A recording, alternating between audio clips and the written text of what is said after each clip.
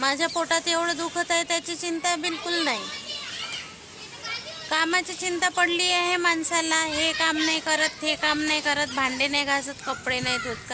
काय करू, माझं एवढं दुखते ना. काय माणसं सारं डोक्याला ताप, घरात आलं की किरकिर किरकिर किरकिर. एक दिवस सुखानं राहू देत नाही घरी. घराच्या बाहेरच होते तर बरं होतं बाबा. डोकं दुखून गेलं माझं घरात येऊन.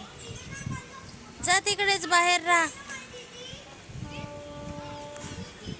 घरी आले की सारखं डोकं खातात. भांडे नाही पडले आहेत, कपडे पडले आहेत. माझं रात्री एवढं दुखत होतं ना, जेवण बनवून तर स्वतःच वाढलं. तरी पण घरात येऊनही एक दिवस सुखाचा घास खाऊ देत नाही. कधी चिकन मटण आणलं ते खाऊ देत नाही. काय पागल पण लावलं सगळं. मला कोणी नाही म्हणून काही किती छळ छडायचं. माझ्याकडून कोणी बोलणारं नाही म्हणून एकदमच करायचं. घराच्या बाहेर निघून जाय काय म्हणायचं. काय आहे सगळं यार. पागल झालं माणूस इथून दिमागातून. थोडा वेळ यूट्यूबवर थोडा वेळ देते माणूस. थोडंसं मन फ्रेश होईल, माइंड फ्रेश होईल, याच्यासाठी आपला वेळ जावा म्हणून यूट्यूबला वेळ देते मी. घरातल्या वातावरणामुळे तर मला तर पागल व्हायची वेळ आली आहे. डोकं फाटून जाईल माझं एक दिवस. इतकं चिंतेने तूर झालेलं आहे माझं.